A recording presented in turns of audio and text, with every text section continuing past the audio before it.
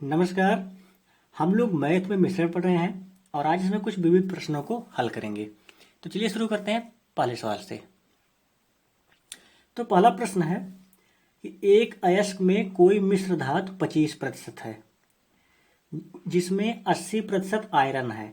इसके अतिरिक्त अयस्क के शेष 75% में कोई आयरन नहीं है। तब 60 किलोग्राम शुद्ध आयरन प्राप्त करने के लिए अयस्क की कितनी मात्रा अपेक्षित है। तो यहाँ पर कोई मिश्र धातु है जिसमें 25% ही अयस्क है, ठीक है, और 75% में कोई आयरन नहीं। तो अयस्क जो होता है ऐसा खनिज होता है इसमें धातु के मिलने की संभावना ज़्यादा होती है, ठीक है। तो हम मान लेते हैं कि जो अयस्क है वो कुल है x kg, ठीक है।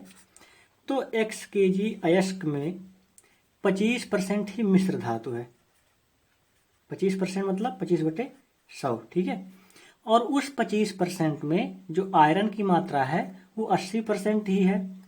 तो 80% मतलब 80/100, ठीक है।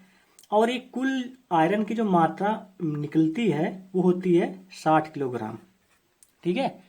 तो हमने किया क्या, हमने मान लिया कुल आयरन x किलोग्राम है, उसमें मिश्र धातु 25% है तो x का 25%, लेकिन हमें बताना है आयरन, ठीक है। तो आयरन 80% है तो इस 25% अयस्क का 80% और ये कुल मिलाकर मिलता है हमें 60 किलोग्राम शुद्ध आयरन, ठीक है।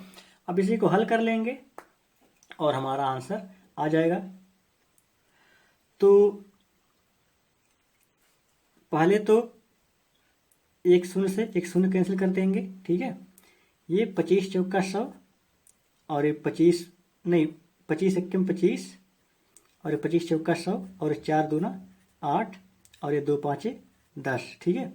अब यहाँ से x का मान निकालने के लिए इसे इधर गुणा करेंगे तो 5 का गुणा 60 में करेंगे तो 5 छक 30 यानी कि 300। तो 300 किलोग्राम अयस्क होगा। इस अयस्क के 25% में मिश्र धातु होगा और मिश्र धातु का 80% आयरन होगा और कुल 60 किलोग्राम आयरन होगा। तो बस एक लाइन का सवाल था, बस कैलकुलेशन ही करना था। चलिए देखते हैं अगला प्रश्न।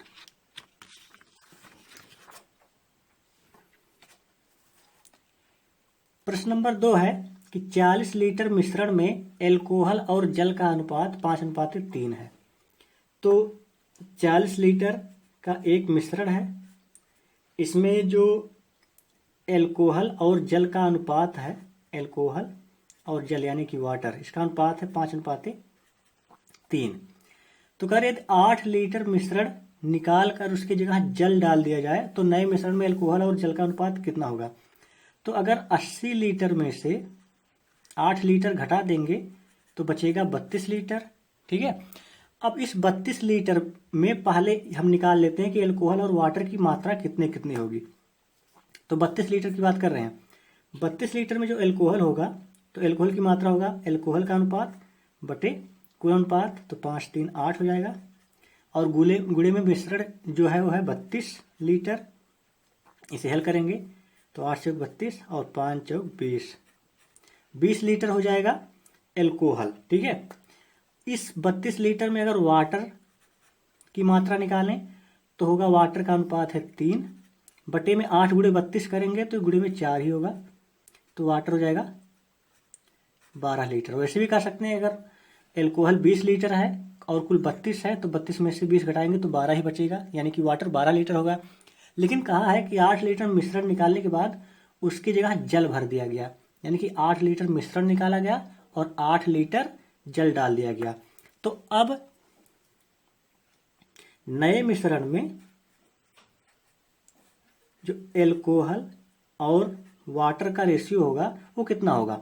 तो देखिए यहाँ पर एल्कोहल 20 लीटर है तो 20 लीटर ही रहेगा, लेकिन कहा है कि मिश्रण में से 8 लीटर मिश्रण निकाला गया है लेकिन उसके यहाँ जल डाल दिया गया, यानी कि जो जल की मात्रा होगी वो 12 लीटर ही नहीं होगी, वो 12 + 8 होगा। क्यों? क्योंकि मिश्रण में 8 लीटर पानी डाल दिया गया है तो पानी की मात्रा 12 + 8 होगी।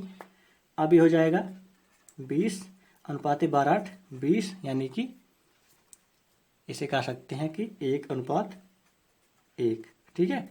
तो मिश्रण में अल्कोहल और वाटर यानी कि अल्कोहल और जल की जो मात्रा होगी वो होगी 1:1। चलिए देखते हैं अगला सवाल, प्रश्न नंबर 3, और ये इस टॉपिक और इस चैप्टर का अंतिम प्रश्न है। तो तीसरा प्रश्न है कि 126 रुपये प्रति किलोग्राम और 135 रुपये प्रति किलोग्राम की चाय को एक तीसरी किस्म में 1:1:2 के अनुपात में मिलाया गया। ठीक है, यदि मिश्रण 153 रुपये प्रति किलोग्राम का हो तो तीसरी किस्म की कीमत कितने रुपए प्रति किलोग्राम होगी।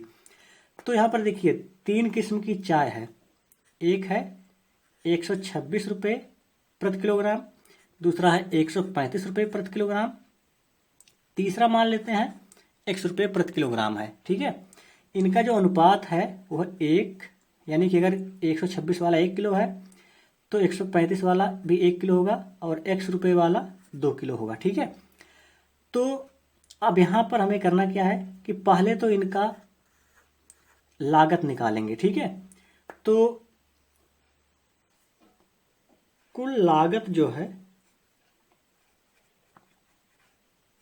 वो कितनी होगी, 126 गुणे 1 प्लस 135 गुणे 1 प्लस x गुणे 2। ठीक है, तो यहाँ से कुल लागत अगर निकालेंगे तो 126 गुणे 1 126 होगा, 135 गुणे 1 135 होगा, जोड़ लेंगे तो हो जाएगा 6 5 11, 3 2 5 1 6, और हो जाएगा ये 1 1 2, यानी कि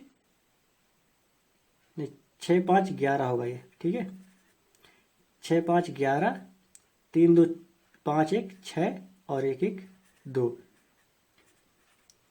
तो एक कुल लागत हो गया।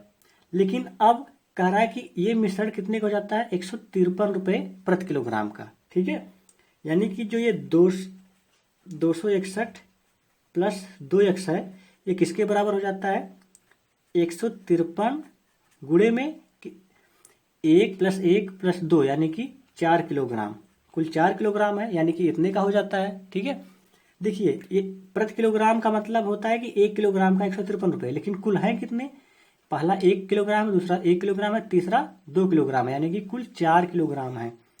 तो कुल लागत यानी कि कुल मूल्य इतना गुणे 4 होगा। ठीक है, तो हमने क्या किया, इन तीनों का जोड़ लिया।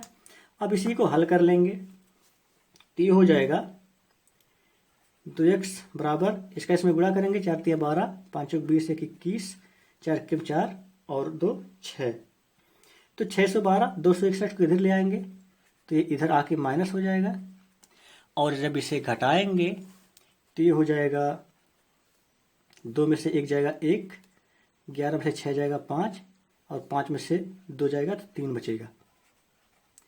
तो 2x बराबर अगर 351 है तो 1x बराबर कितना होगा, इसका आधा, यानी कि इसे भाग देंगे तो हो जाएगा 175.5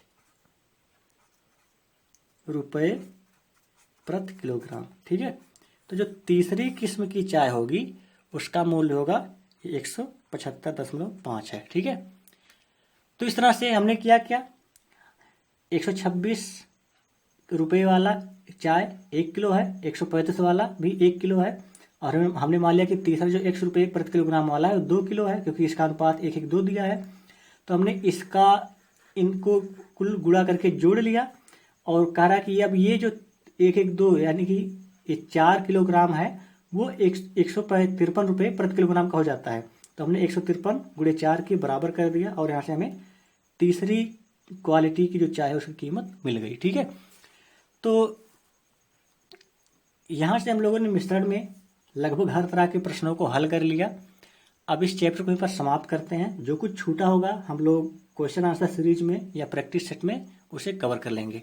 तो हम लोग अगली क्लास से एक नया चैप्टर शुरू करेंगे, कार्य एंड समय, यानी कि टाइम एंड वर्क। तो चलिए मिलते हैं अगली क्लास में, तब तक के लिए नमस्कार।